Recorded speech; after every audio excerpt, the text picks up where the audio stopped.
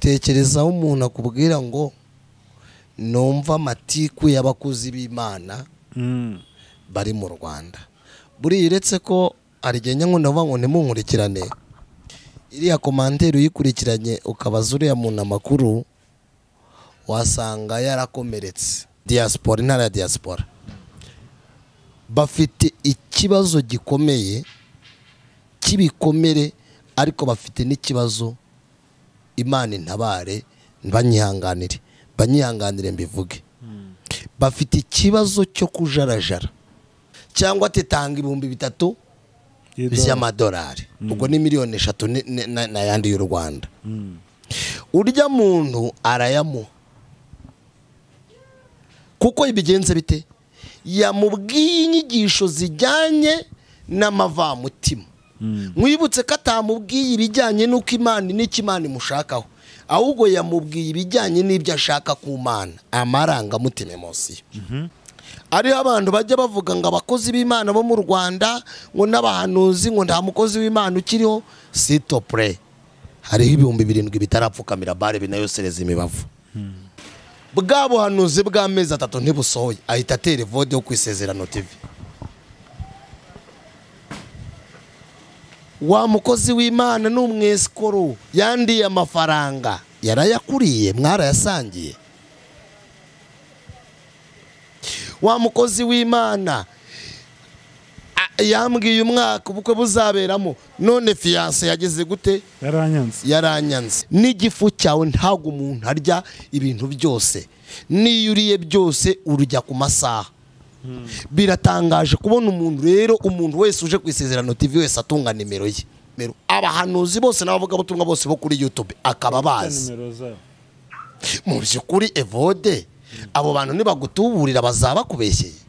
Dore ikibazo rero uwo muntu abafite, bakagendera mu cyanditswe cya Elisha azura umwana ngo yaramuryamye hejuru ngaramusengera ngo umubiri ku wundi. Ati none umwuka w'Imana arambwiye ngo ubwire ngo ngukore deliverance, atuzazuri wenyine. Araza yamwiteguye amukorere deliverance ya body to body, ayimukorere koko. Uza abantu nk'abo ngabi ngo basenye, uza abapastor bene nk'abo ngabi ngo basenye. Ibyo ni ibikomere byose byatumye abantu bazinuka Imana.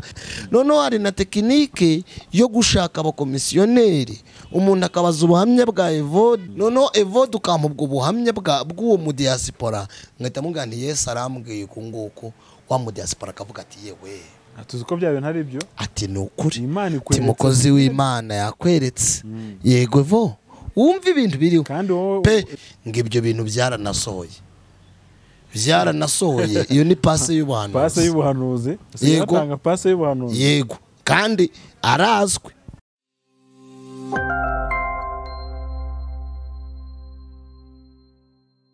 Nanjye nkwifuriza amahoro y'Imana.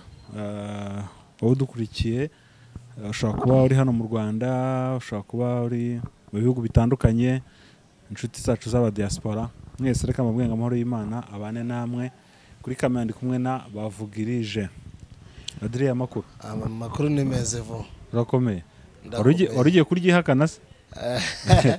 Yawe risigaye ryaramfashe nareyakereye nakundi. Ariko ntacyo ubwo mvuga irya Kristo Yesu, navuga irya irindi. Ntarije none ntabwo uhita uritubwira. Ntarije ngo uhita uritubwira. Ntabwo naribura. Hajiriye amva ntabwo ryabura. Ndabakunda cyane, naryo ni ijambo ryiza. Abantu bo kwisezerano TV, uziko isezerano TV iri mu bantu tujya dukorana ibiganiro byinshi kurusha ahandi hantu hose. Kabona nubwo nagiye henshi, ariko turi mu bantu bajya bakorana ibiganiro byinshi, kandi tuzakomeza tubikore. Noneho tugiye no kuzajya gukoreraho n'umugisha uba wadufashije. Bajye bagukoreraho umugisha. Yewe ndawurindiriye ariko nanone icyo mbakundira bumva ubutumwa bwiza. Na commentaire nyanzisoma, buriya zira commentaire ugeze isoma rimwe na rimwe yo mbonye akanya ngenda zisoma rwose. Commentaire z'ikiganiro cyanjye zose nyanzisoma, nubwo zose zitaba ziri negative bakubwira ko byose ari byiza ariko naba bandi baduha positive bakatubwira ko bitameze neza ni byiza baradukebura. Hari abantu bajya babona ko ngo umuntu yanditse ngo komantere mbakagira ngo nabyo biriya tuba tubikeneye. Umurimo w'Imana abantu bose bagukomeye amashyi wakirata. N'ubundi buranga abantu hose nibagukomera amashyi ujye umenya ko hari ikibazo. Kiba kirimo kuba ufite ikibazo n'Imana. Ariko nanone niba kublaminga bose ujye umenya ko ufite ikibazo nabwo n'Imana. Mu Kinyarwanda umunyarwanda yise umwana we ngo ntawangwa na bose. Arongera aravuga ngo ntabareshye. Undi arongera aravuga ngo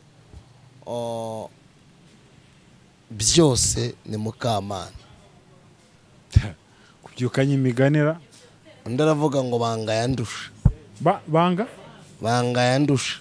Banga yandusha. Wari utuye mu baturanyi babiwe yaravuze ngo amagambo y'abintu umwana aramwita y'abintu. Ayabintu. Abanyarwanda bagiraga amazina arimo y'imigenurano arimo inyuro. Undi akamubwira yashaka kumubwira ati nuko uri kundoga nuko uri kungenza nsenga yaremye. Ngeweho banyise Habarurema. Ubwo nawe harimo nirigenurano none urumva se ni ryiza kuko harimo rurema bintu kuko rurema ari Imana. Ariko urumva ni nko kubwira abantu ati ibyo byanyu mwabikora mutabikora Habarurema hari yamuvuzeho kandi koko yamvuzeho mama ataragira ID igitekerezo. Imana yari bizi ko buriya mu gihe nk'iki 2023 nzaba ndi hano ku ISEZERANO TV uri kuvuga ubutumwa, ndi kuvuga ijambo ry'Imana, turi kuganira. Imana yari bizi mu gihe nk'iki ngiki. Urumva rero ko abanyarwanda bagiraga amazina ateye ubwoba. Banga ndora, banga mwabo. Ayo mazina urayumva? Banga mwabo. Mbarimo mbazi. Mbarimo mbazi, sibo rurema. Urabyumva? Urumva ayo mazina? Ariko wise umwana mbarimo mbazi ukarijyana baryandikara. Uyu munsi sinzi ko baryandika. Mbo baryandika kuko izina ni ry'umubyeyi ku giti cye. Ndakura hiyeda. Baryandika. Ubu ngubu Etat Civil afite uburenganzira bwo kukubwira ngo iryo zina gendo rihindure. Arabufite cyane. Mbo ariko kurumva hari amazina ahubwo babanza bakamubaza impamvu uko byagenda kose. Urumva hari amazina kurumva niyo mpamvu dufite n'ikibazo usanga muri iyi minsi abantu benshi barimo guhindura amazina, bari guhinduza amazina. Urabizi ko usigaye ubona amatangazo ngo kanaka ngo mwene kanaka ngo arashaka guhindura izina ku mpamvu runaka. Abenshi nukubera impamvu z'ayo mazina usanga izina rimutera ipfunwe. Icyo nacyo kirimo. Kandi ari amazina reka tubwira abantu burya kurikirana umuntu. Bibiliya iravuga ngo yego izina ni ryo muntu. Riragukurikira pe. Niyo wise umwana Mugisha kenshi na kenshi arawubona pe. Kumva ngo ni Mawazo. Mawazo ni ibibazo. Ni ibibazo gusa, yavukiye mu bibazo. Ngo ni Mubanzi. Niyo mpamvu no muri Bibiliya meaning y'amazina ba Yabesi bagiye bayasobanukirwa ngo Yabesi ngo nyina yamwise Yabesi kuko ngo yamubyaranye agahinda mubyarira mu gahinda. Aramubwira ati mwise Yabesi. Yabesi birasobanura agahinda. Ahita aravuga ngo Yabesi asobanukiwe ngo yinginga Imana atakambira Uwiteka ngo Uwiteka mwagurira imbago ahindura izina. Nibwo uzanasoma ririya zina buriya ngo nk'izina Karebu. Karebu abanyarwanda Karebu ubundi ngo bisobanura imbwa. Imbwa. Karebu. Noneho hari n'irindi abantu burya rero byenda sinzi n'impamvu n'ikiganiro kije abantu nitwita abana amazina tujye twirinda kugira ngo tutazanabakomeretsa. Noneho no kutamenya indimi ni ikibazo. Ukumva nk'umwana umwisa ngo Gahini. Gahini wareba Gahini uburyo ibintu yakoze n'ubuhamya bwe. Umwana yakuza kumva ngo ni Gahini biramucumuza.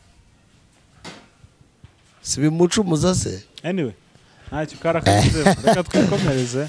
Rero mu by'amazina ntitwabivamo. Ryari rije niryo ariko turashimira ibyo Imana. byari rije ngaho reka tubanze dusenga twiragiza Imana. Adonai Jehova Shama Elohim, witwa ndiho, uri Kristo Yesu. Uradutumiye ku mw'iki kiganiro Kristo wayo umwanya kugira ngo tuvuge ubutumwa, uduhe kuvuga ibyawe himbazwe uri muri twebwe. Buri muntu wese ukurikiranye iki kiganiro n'ubu butumwa bumuhindure, ahindurwe nawe mu mbaraga z'umwuka wera. Urakoze, amen. Evo nakwitabye kandi karame. Uribuka ya korasi iyihe abarakore bajyaga baririmba ngo waramagaye Mana turi tabakarame ngo ntabwo uzabura bo kuguhamya Mana, ntabwo uzabura bo kuguhamya twahageze. Nanjye nitabye karame rero. Yego. Abo ku isezerano ndabagumbereye, abakenyezi, ugwaruka, abashinga ntahe, abanyarwanda n'abanyarwandakazi ndetse n'aba-Diaspora, ndababwiye ngo uwo mukiza abe hamwe namwe. Amen. Ababera umujyanama mu byo bakora byose. Ababera umujyanama. Yego. Adrien, twigarukire uyu munsi ndashaka tuvuge ikintu bita ibikomere. Ibikomere usigaye usanga abantu benshi bavuga bati ariko twarakomeretse. Yego. Abakozi b'Imana bari aho mu Rwanda, ubwo akenshi aba ari aba-Diaspora babivuga. Yego. Abakozi b'Imana mu Rwanda aho baradukomerekeje. Kuba usanga mfite message nyinshi cyane. Baradukomerekeje, byagenze gutya na gutya. Ndagira ngo turebe kuri ibyo bikomere abantu benshi usanga barakomerekeye mu murimo w'Imana. Yego. Sinzi niba ubizi ko nawe hari abantu usanga barakomeretse. Ibikomere bibaho. Hari umuntu arantu natanze ikiganiro, nsoma komanteri imwe, umwe arandika aravuga ngo reka ntera agatebe ngo numva amatiku ngo y'abakozi b'Imana bo mu Rwanda. Usigaye usanga ahubwo arizo zibereye aho ngaho. Tekerezaho umuntu akubwira ngo numva amatiku y'abakozi b'Imana bari mu Rwanda. Buriya uretse ko arigenya ngo ndavuga ngo ntimunkurikirane, iriya komanteri uyikurikiranye ukabaza uriya muntu amakuru, wasanga yarakomeretse. Byanga bikunze n'ubundi nawe bafite igikomere tu. Noneho rero ubundi tukiri ku ibyo bikomere, ubundi bikomere biba mu buryo butatu, ariko noneho ndagira ngo njye kugasata k'ibyo wari umbwiye. Hari igikomere, hari igihe umuntu akomeretswa n'amateka. Amateka y'aho warerewe, y'uko wakuze n'uko wibonye. Urugero, hari igihe uvuka mu muryango, urabona nk'amateka yo mu Rwanda, iso akaba ari Umututsi, nyoka ari Umuhutu. Ariko ubu turi muri ndi umunyarwanda. Yego. Nyine turi abanyarwanda twese, ariko ndi kuvuga nyine amateka. Ibikomere abantu bagendana. Noneho ngane kuri suruse y'icyo warumbajije. Noneho umwana yavuka akabura umuryango, akakubwira ati genda kwa so, iso ni ubu bwoko. Nyoka akakubwira, wajya kwa so ati tuvira ahangaha, nyoko ni ubu bwoko.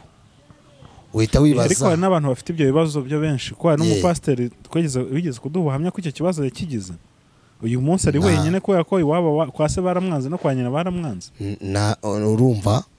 Urumva ni igikomere.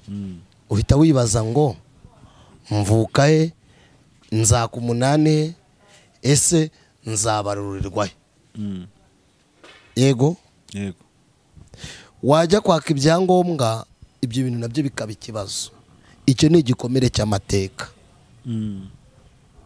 Hakaba n'igikomere rero cy'ubuzima. Yego. Bumeze burya. Kuvuka iwanyu hari ibiryo,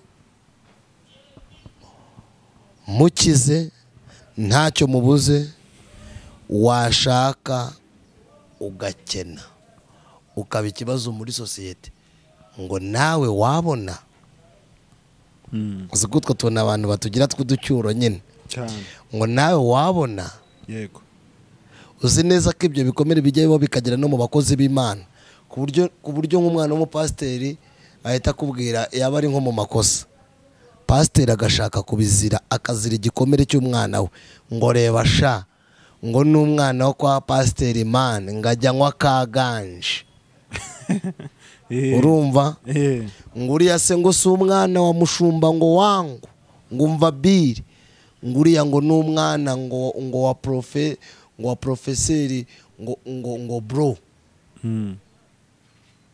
ibyo nabyo ni ibikomere no ibikomere by'ubuzima nakubwiraga icyo ni igikomere utiteye yego by'amateka nyine noneho hakaba ari n'igihe evo ukomereka ukazira uburyo wakuze ngewe nigeze nkomeretswa n'ibitugu byanjye umuntu arankomeretsa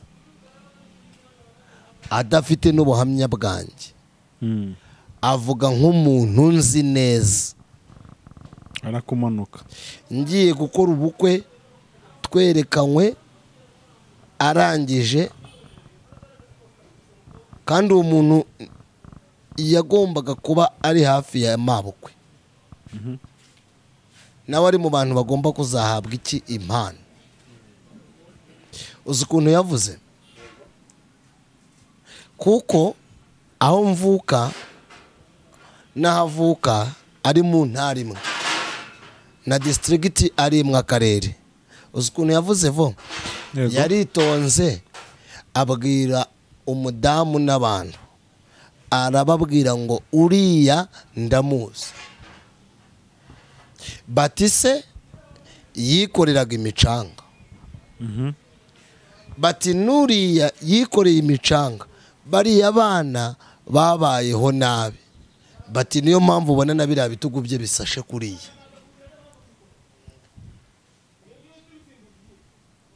urumva noneho nkurikiranye ni ukuri kose nsanga na data ntamuzi n'uwo mucanga ntawe twikoreye burya iyo akibivuga narawikoreye byari kuba bimaze yego uretse ko bitankomerekeje kuko yamvuze ikintu ntazi ntacyo byantwaye ariko si yaza kukivuga ariko kuri byari kuntera dute uzi ikintu yashaka gukora yari ari kunyangisha umudamu wanjye ndetse n'abantu kugira ngo abereke ko nta kigenda ibyo ni ibikomere by'ubuzima noneho hari n'ibikomere rero byo mu nzu y'Imana by'abakozi b'Imana mu buryo rusange hakaba n'ibikomere umuntu yitera niyo mpamvu nahereye mu ibyo bintu kugira ngo tuze gusobanurira abantu ibikomere ninjira muri topic y'icyo warushatse kumbaza yego noneho igikomere umuntu yitera icyo gikomere kugikira biravuna hari icyo umuntu ashobora kwitera yego kuko niyo tujya muri Hoseya tukajya muri Bibiliya Imana ishobora gukomeretsa umuntu ariko Imana ikanamwomora Satani yagukomeretsa Kristo akakomora umuntu yagukomeretsa Imana ikakomora ariko iyo umuntu yikomerekeje ndashaka kwinjira aho warumbajije biragora Hoseya yari umuhanuzi yego abazi igitabo cya Hoseya ibice 6 n'abazi amateka ya Hoseya ibyo bintu barabizi amaze kuba ari umuhanuzi vode Imana imutegeka kugenda aza n'umugore wa maraya wicuruzaga Hoseya aragenda arongora maraya amugira umugore umva ubuhamya bw'umuhanuzi n'umukozi w'Imana ubugereranye n'ubuhamya bw'indaya inywa inzoga ikajya gutega vrema ubabanisha umwe ab'umugore wundi, umwe ab'umugore undi ab'umugabo. Yego. Icyo ni igikomere cyatewe n'Imana. Ariko Imana yabikoze ngo ishaka kwigisha Abayisiraheli, ikoresha umuhanuzi bita Hoseya. Izo ni inyungu zo gukomereka Imana ibifitemo inyungu. Biravuze ngo hari igihe wakomereka Imana ibifitemo inyungu kugira ngo Imana iziheshe icyubahiro. N'uzakureba wese azabona imbaraga z'Imana iri muri wowe. Noneho rero kumbi ngo kwari ukugira ngo Imana ibereke ko nubwo bakomeretse bakajya mu gihugu cy'ubunyage, bakajya mu mahanga, Imana ibafitiye imbabazi nubwo yabateje ibyago, kandi nayo izabibakiza. Noneho irangije ibwira Hoseya avuga ngo ugende ubabwire ngo uko nagukomerekeje ukarongora maraya utari umusambanyi, nkakomora nkakugirira neza nkagukiza agahinda, ugende none ubibe icyigisho mu Bayisiraheli, ubabwire ngo niko Uwiteka avuze. Ubabwire ngo Uwiteka aravuze ngo ninjye wabakomerekeje kandi niranjye nzabomora. Icyo ni igikomere Imana itera umuntu. Ni abantu bajya bavuga ngo mbese Imana irakomeretsa? Igisubizo ni yego. Yego. Noneho tukajya twasoma na Yobu nawe Imana yaramukomerekeje, ariko biturutse kuri nde? Byasabwe na Satani. Yesu aza kumwomora. Noneho ngane rero muri topiki y'ikigwa cy'uyu munsi icyo warumbashije. Abantu benshi bo mu iki gihe cya none, by'umwihariko abo twita abantu basenga, b'abarayiki, abizera Kristo, bafite ibikomere batewe n'abakozi b'Imana. Yego. Ariko nubwo bakomereka, harimo n'abakomereka evode. Tubanze tubyumve kimwe. Nge nimba najanga wantumiye nyine ndi kuvuga ubutumwa. Harimo n'abakomereka babigizemo uruhare. Gute rero? Urugero, wowe evode uzi neza uko mbwiriza, sibyo? Yego. Ibyo ari byo byose umuntu uvuga ukuri abantu baramumenya, nubwo adakundwa, nubwo abantu batamukunda benshi, kuko irembo rijyana abantu muri Kristo Yesu ni irembo rifunganye. Umuntu uvuga ukuri birumvikana ko abantu bamumenya, kandi uwo muntu akundwa n'abantu bakeya. Akundwa n'abantu bakeya. Burya umuntu uvuga ukuri akundwa n'abantu bakeya. Noneho Evo, icyo nshatse kuvuga, njyewe Adrian Habarurema ndi umukozi w'Imana, ndi umuvugabutumwa, sibyo? Yego. Njyewe reka nihereho none kugira ngo nze najya ku bandi. Njya nakira abantu, sibyo? Abantu tugasengana, akaba ari n'abazi wanjye. Yaza afite imodokari ameze neza, namubwira ngo Imana irambwiye ngo ihana ubusambanyi, ihane kujya mu bapfumu, agahita agutega evode. Yego. Agahita atangira kugereranya impano za Adrien n'umuhamagaro wa evode, agahita akubwira ngo cyangwa ukamubwira ati reka twiyeze, agahita akubwira ati se ko pasiteri tujya dusengana runaka, umuhanuzi runaka ko tujya dusengana, ntambwire ngo nihane, wowe ibyo ngibyo bije bite? Yego. Urumva hajemo ikibazo cy'inyigisho yize na spiritual father cyangwa spiritual mother, umubyeyi wo mu mwuka twamwigishije. Hajemo n'ikibazo cyo gushaka kumfata nk'undi. Yego. Kandi njyewe sindi evode, sinzaba na evode. Ufite character zikuranga, na Adrien afite character zindanga. Ufite uko uteye n'uko ukoze n'uko Imana yaguhamagaye, nanjye mfite uko Imana yampamagaye. Aha, iyo winjiye mu mwuka ukamubwira noneho ukamurondora kandi akaba abizi. Abantu benshi ntabwo bakunda umuntu babwira kwiyana ibyaha, ntibanakunda umuntu babwira ukuri, n'ubwo harimo abagukunda kuko bazi umumaro wako, ariko abenshi ntabwo bagukunda. Uzi ikintu akora Evo? Niyo umusengeye none ntabwo agaruka. yego abantu reka tujye nko ku bantu bo hanze yego abantu bo hanze baba hanze y'u Rwanda abo muri diaspora diaspora intara ya diaspora bafite ikibazo gikomeye kibikomere ariko bafite n'ikibazo Imana intabare banyihanganire mbivuge bafite ikibazo cyo kujarajara bafite n'ikibazo cyo kutamenya Yesu mu buhe buryo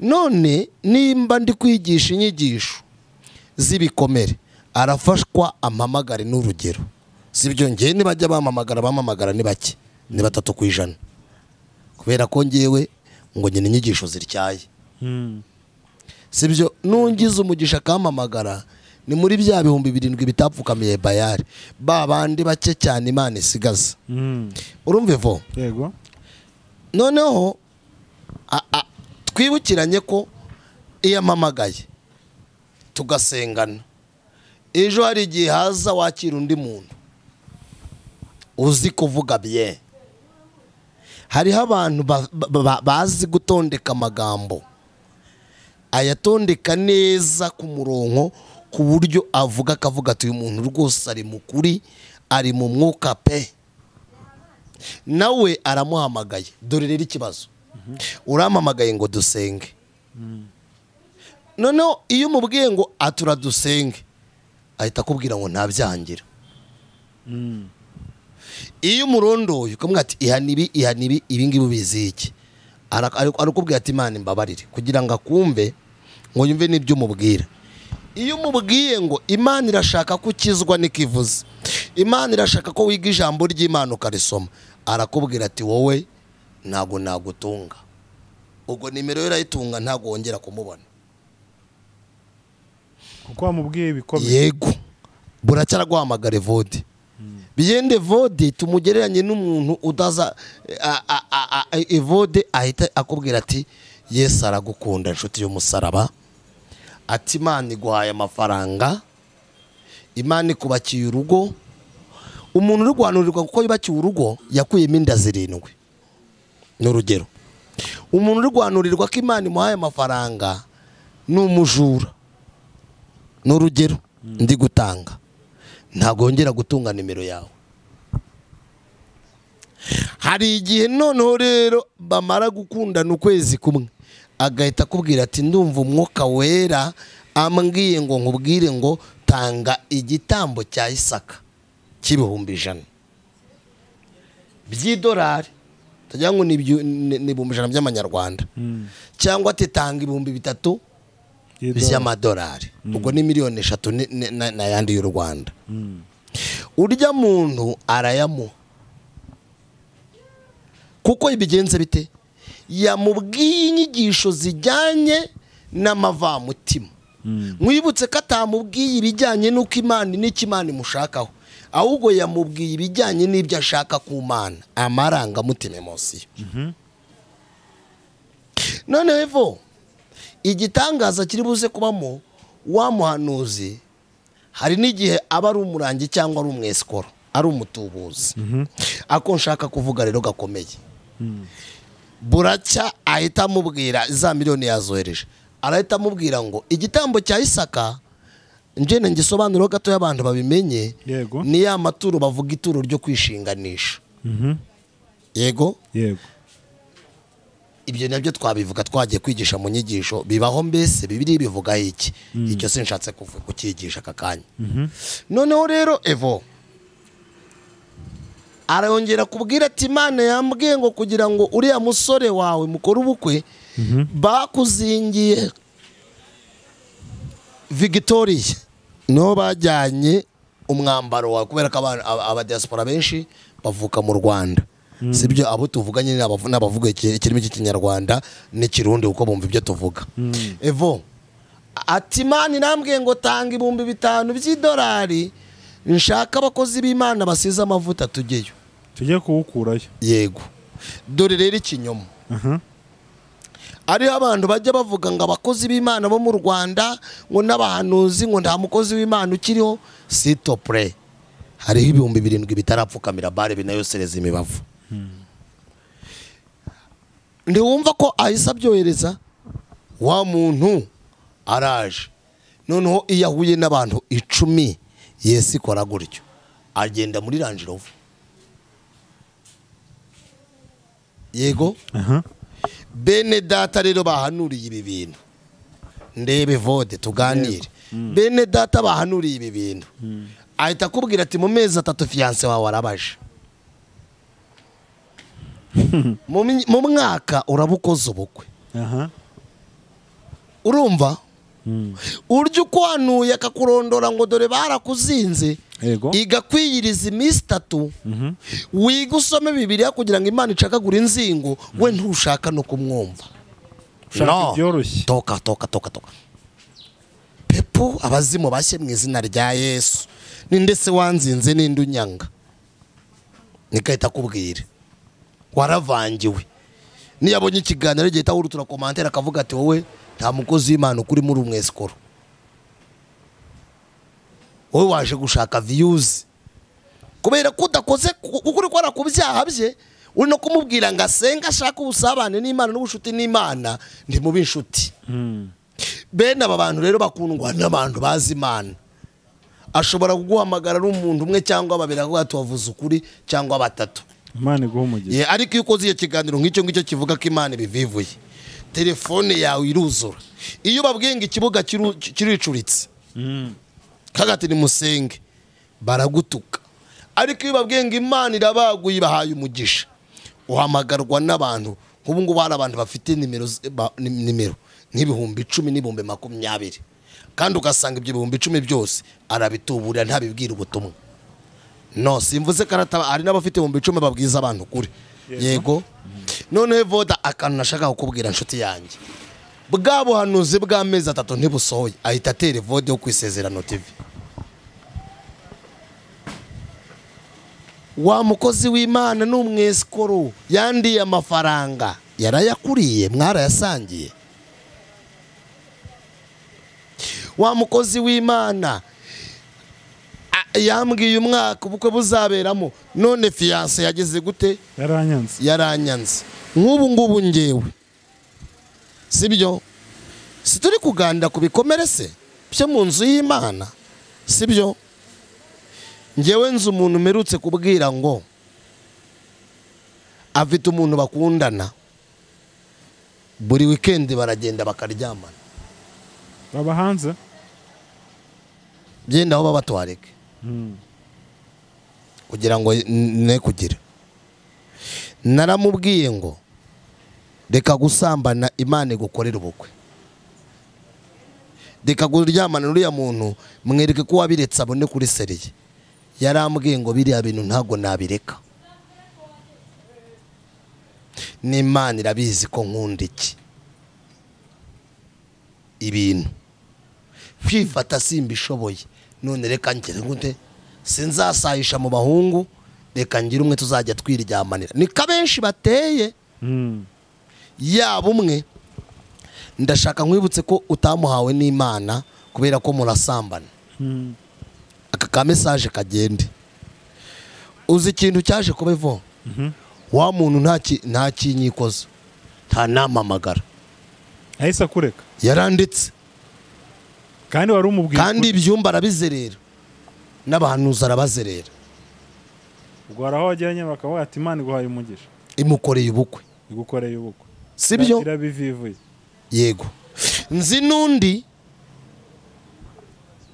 nabwiye ngo reka kwiba Imana izagutungira mwaka kazi ati sinabishobora no bankora amafaranga baramufunze ajya yakibuka ko ndi umukozi w'Imana. Aha nibwo Yeremiya Ezekiel Imana yamubwiye ngo babwire nugarabo mu nzu y'abagome bazamenya ko umuhanuzi yarari muri bo. aha ni abahanuzi rero batajya bagira gute bahagarara mu cyono kugira ngo bakomeretse abandi. Iyo bigenze uko nguko nawe akaza kuri YouTube kabiri akabona nta muntu wanze umuhamagaye, tuvuge reka tuganire, turuganira. Yego, uravuze ati ariko bajye baguhesha umugisha, abantu bajye baguhesha umugisha baduhaye ibiganiro. Urumva neza? Njyewe njya mara ukwezi ntanga ibiganiro cyangwa ibyumweru 2 nta muntu urampamagara wa. Yego ambwira ati mukozi w'Imana ijambo niryo kandi vo sinjya ncika intege.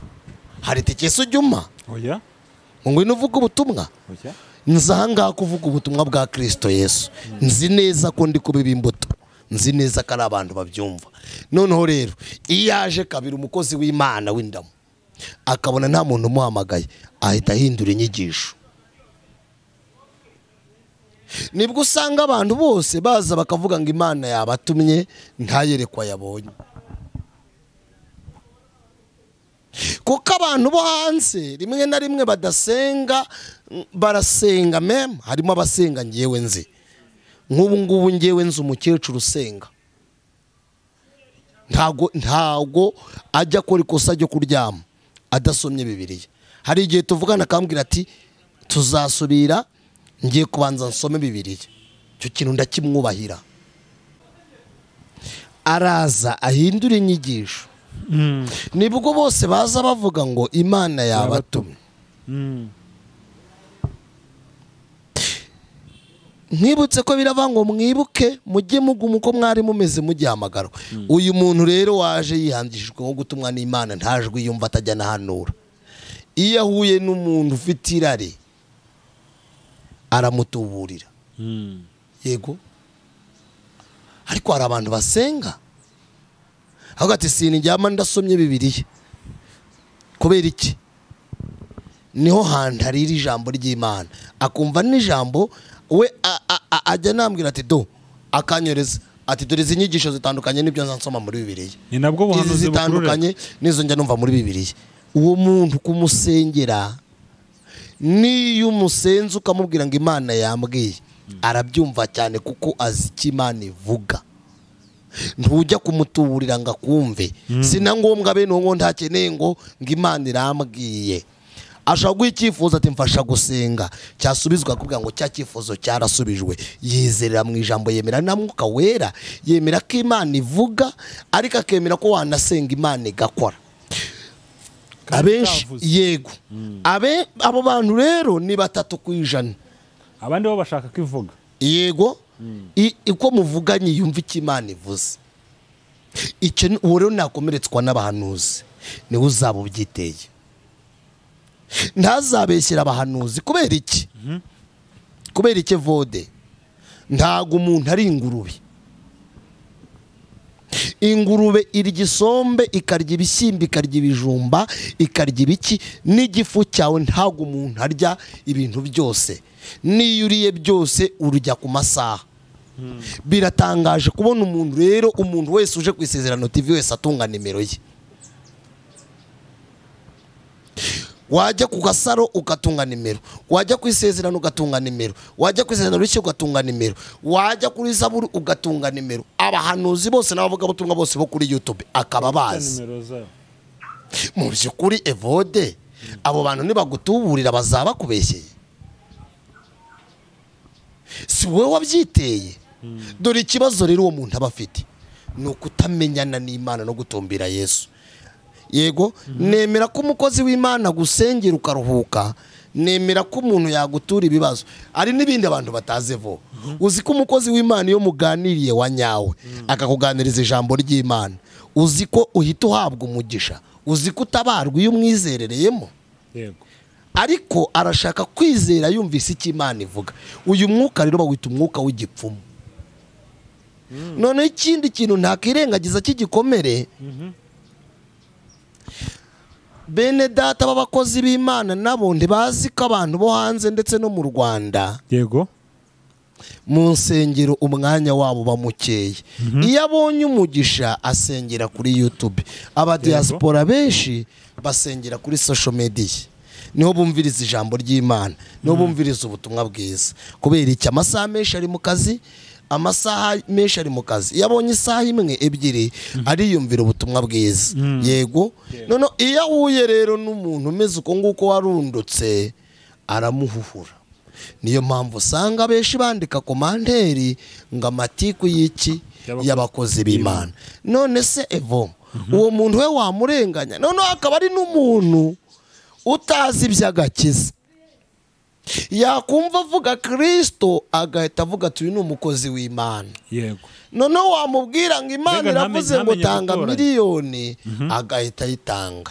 Yego, tanga ibihumbi 10 by'idolari, agahita bitanga ati niko Imana ivuze. Ntamenye ko bene yaje kenshi ari intumwa ya Satani. Simbabwiye ngo ntibazabaye, ariko umwuka ukubwira ngo Imana iravuze ngo tanga ngo miliyoni kugira ngo ubone ibi ngibi, reka mbabwire ngo uyu si umwuka w'Imana. Imana si mpango Evodi. Bigenda si cyo nashatse kuvuga, turi mu bikomere. Sibyo? Bene uwo muntu Evodi ahita azinukwa abahanuzi.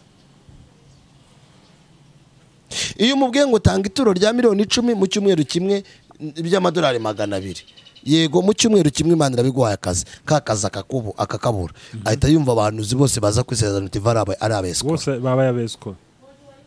Icyo rero si ikibazo cy'ibikomere nabwo, icyo ni ikibazo cy'imyumvire.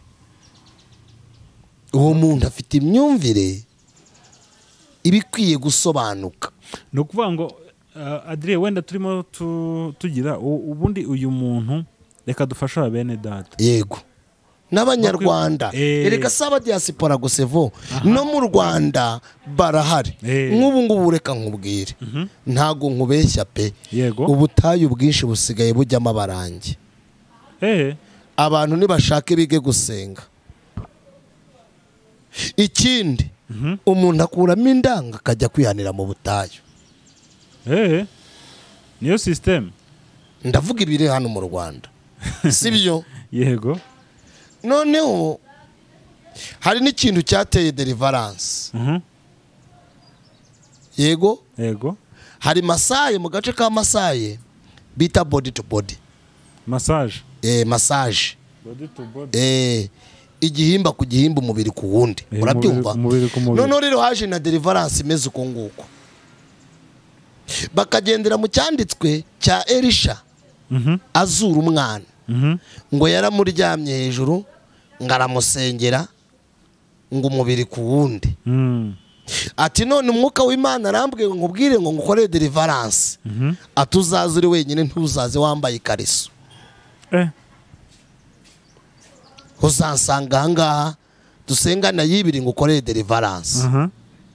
Wa mugabo araza yamwiteguye amukorere deliverance ya body to body, ayimukorere koko amusambanye. Uyu muntu rero ahita azinukwa abahanuzi. Ngenzi umwana twize dusengana, Imana irambwira ngo dore ugiye kuzasambana. Uzi yarasambanyijwe nande? Yasambanyijwe n'umuvugabutumwa wo mu itorero rimwe rikomeye, yari arimo abwiriza Nebatore, amubwira ngo amayerekwa bihura n'amarangamutima ya situation yari arimo. Aramubwira ngo uzaze hari icyumba dusengeramo Evo. Bahurira he? Uzantu bahuriye yaramubwiye ngo dusengera muri apartment, amurangira apartment, agira ngo no yafashe icyumba, kuko ubu ngubu hari abahanuzi bagira amabiro mu mahoteli. Yego, n'abahanuzi bagira amabiro he mu mapartment. Abakozi b'Imana ngiye nago nayingiramo. Urabyumva neza? Evoze ukuntu yabigenje, yahise amukingirana asanga ni muri apartment ya rogi yakodesheje. Uzi ukuntu byagenze? Bararanye ijoro ryose amusambanye. Uzi ukuntu yamubwiye? Yaramubwiye ngo n'Imana irabizi ko yagombaga kumara agahindi kampemba, ngo yarizi neza ko umugore wanjye mu rugo maze iminsi yaranze ko tubonana. Kahoda Imana yahise imuhemba. Uyu muntu icyo gikomere uracyumva? Uracyumva? Yego. Uzi ikintu abakeneye noneho ni nko kongera kuvuna, umwerere imbuto, umubwire neza, umuhumurize, unamwereke urukundo rutandukanye n'ibyo yabonye kuri wa muntu. Yego? Rero nimba saba diaspora gusa nibi bikomere tubivuge, abantu be kumva ngo nabantu bo hanze. Yego, no mu Rwanda barahari arakubwira ngo umwuka w'Imana yampishuriye ibi ngibi. Evode ugasanga yazanye ibaba mu isakoshi mu gikapu, agahita azana n'urwembe cyangwa umukase, agafata muse cyangwa agafata amatora yawe ari gusenga ari mu mwuka, agahita akubwira ati dore ibyo mbonye, Imana irambwiye ngo izi ntebe zirimo abadayimoni muzisohore. Intebe akazisohora zigura miliyoni 3. Wa mudamu agahita asohoka, umugabo yataha agasanga nta ntebe ziri mu nzu, akamubaza ati niko intebe ziri, batuma umukozi w'Imana yambwiye ngo zirimo abadayimoni none twazisohoye. Wa mugabo uri ari ataba afite Yesu agahita amukubita, umudamu agasenya urugo. Uzi abantu nk'abo ngabo ngo basenye, uza abapasitoro bene nk'abo ngabo ngo basenye. Ibyo ni ibikomere byose byatumye abantu bazinuka Imana, bakazinukwa n'Uwiteka, nyamara atari abakozi b'Imana. Noneho hari na tekinike yo gushaka abakomisiyoneri. Umuntu akabaza ubuhamya bwa Evode, Evode akamukubwira, agahita akubwira ati Imana irambwiye ngo iriya cano yawe barayiroze, niyo mpamvu views zagabanutse, niyo mpamvu utari kubona 100 ngahe, none rero tanga miliyoni 10 njye nguhumanuze. Evode kuko byakubitanye n'amarangamutima y'ubuzima arimo na situation yarimo, arahita atanga iriya modokari yiwe. Namara gutanga imodokari, Evode azagende n'amaguru mu minsi atahure. Uzi ngo zubatswe Evode ni ibikomere nyine ndiho ndavuga. Uzi ngo zubatswe n'ubwesikoro bw'abahanuzi. Mw'iki gihe uyu munota wa none izo ngo ntiziriho. Kubera iki? Zubatswe n'abahanuzi batatumwe n'Imana. Akakubwira Evode agata ati Evode urabona ukora ku ISEZERANO TV, none njye uzanshakira umu-Diaspora nzaguha miliyoni 3. Evode ukavugana n'umu-Diaspora, kurya aba-Diaspora baguhamagara, ugahita umubaza ubuhamya bwe, none ukampa iki, ukama amakuru ye yose, ngahita nkubwira ntuwiteka arambwiye uko. Njyewe hari umuhanuzi duherutse kuganira aba kuri YouTube ahangaha, sinanamuvuze, yahaye umuvugabutumwa passe y'ubuhanuzi. Araza aramubwira ati narose gutya neretswe ku nguko, ugende uvuge ibi ngibi karuko Uwiteka kubwiye. Ngibyo bintu byaranasohoye. Iyo ni passe y'ubuhanuzi. Passe y'ubuhanuzi. Yego, passe y'ubuhanuzi. Yego, kandi arazwe. Simuvuze, arazwe hano kuri social media, aranakunzwe. Icyo nshatse kuvuga, noneho Evode ukamubwo ubuhamya bw'uwo mu-Diaspora, ngahita mubwira nti Yesu arambwiye ku nguko. Wa mu-Diaspora akavuga ati yewe, atuzi ko bya bintu ari byo, ati ni ukuri, ati mukozi w'Imana yakweretse. Yego Evo, wumva ibintu biriho pe. Hari igihe umuntu akurondora, nanjye njya mbikora, Imana ijya impishurira, Imana ikama ubu message y'umuntu pe, akabaza ati ibyo bintu wabikuye. Ariko njye simbikora uko nguko. Hari n'abakozi b'Imana batabikora uko nguko, sinjya kwiyamiriza. Kristo arabizi neza ko ntamuryarya. Icyo nshatse kuvuga Evo, none agahita akubwira ati none rero reka tubane. Mukozi w'Imana, Imana kuri musanye Burayi twabana. Ageze Burayi, kumbi ni tekinika kugira ngo yigire Burayi, amwakiye visa.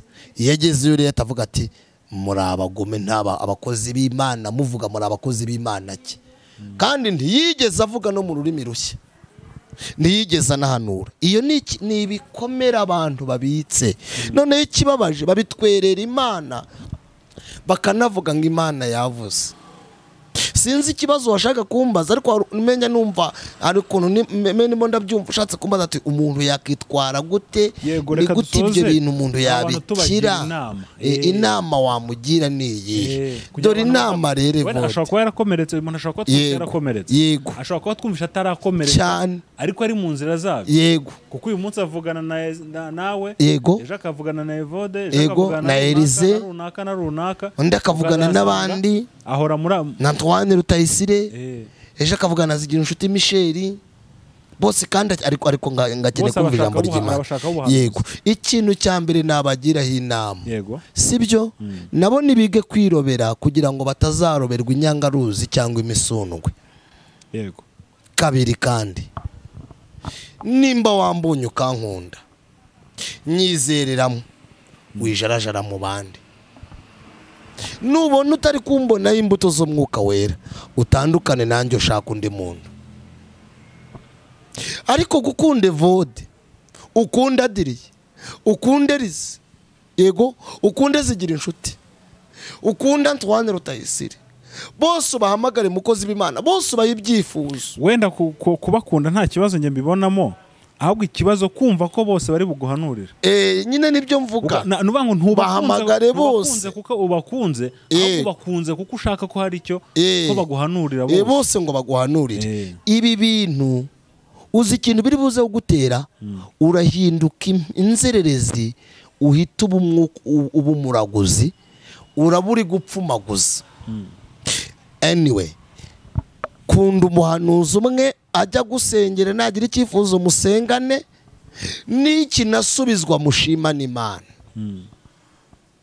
Ariko bose nutuzereramo, hari igihe nza mfite to nziza n'agaseje twateguye ukankunda, ariko nkaba ndi umusambanyi.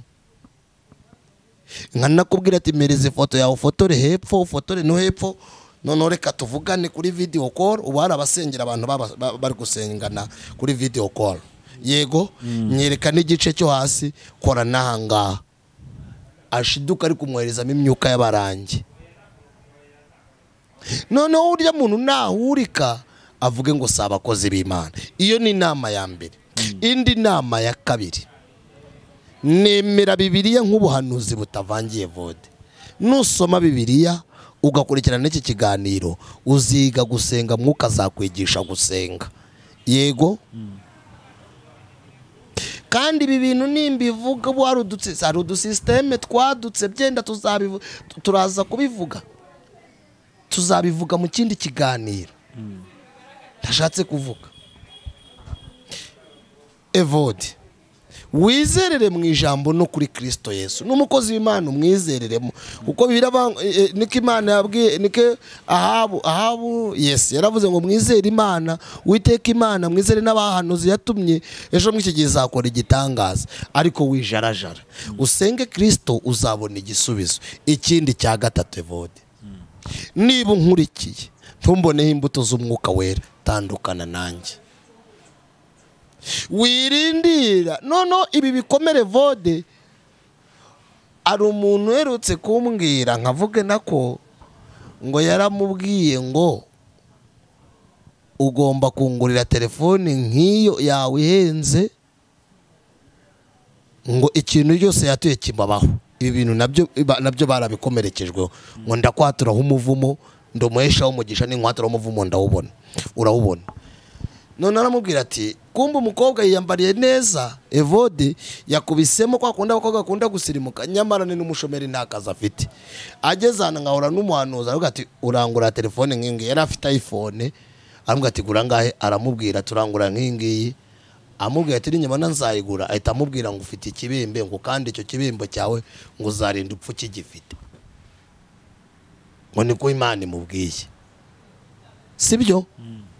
Ibyo bintu byo gukanga abantu, mubwire nimba nkubwiye kwihana ugasanga ntabyo ufite ukihana, abyihorere. Ariko kuki nakubwira ngo ihana ibyaha, nawe urabizi neza ko isi gutera amaganya, ntubyumva ugashaka ko nkubwira ko Imana ibivivuye. Ngana ku musozo tukonkrezinga rero, ibyo umuntu nabikora azakira nibikomere.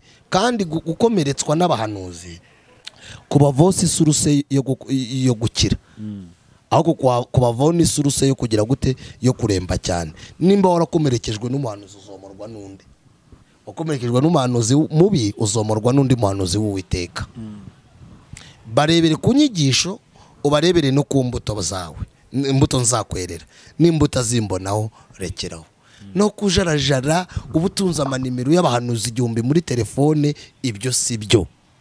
Nicyo navuga Evode, Imana iguha umugisha. Sinzi nimba ari ikindi wababariza. Yego, aha ntakeza ko ntacyo birasobanutse. Buri amenya icyo akwiye gukora. Yego. Kandi buri wese acunge n'izamurye. Nuko bimeze. Ibindi reka dusoze n'ubundi turagize Imana. Nsengeye umuntu wakomerekejwe n'abahanuzi, n'uwakomerekejwe n'abapastoro, ndetse ndasengera n'umuhanuzi wakomerekejwe n'abo yahanuriye ndetse n'abo yasengeye, na pasiteri wakomerekejwe n'abo yigishije, kugira ngo umwomore, umuhumurize, umukize. Niwe ukiza kandi niwe womora mwami. Kandi udufashe buri muntu wese umuhe gusobanukirwa no kumenya mu izina rya Kristo. Amen. Reka nshimire abari badukurikiye bose, amahoro y'Imana abe muri mu. Shalom.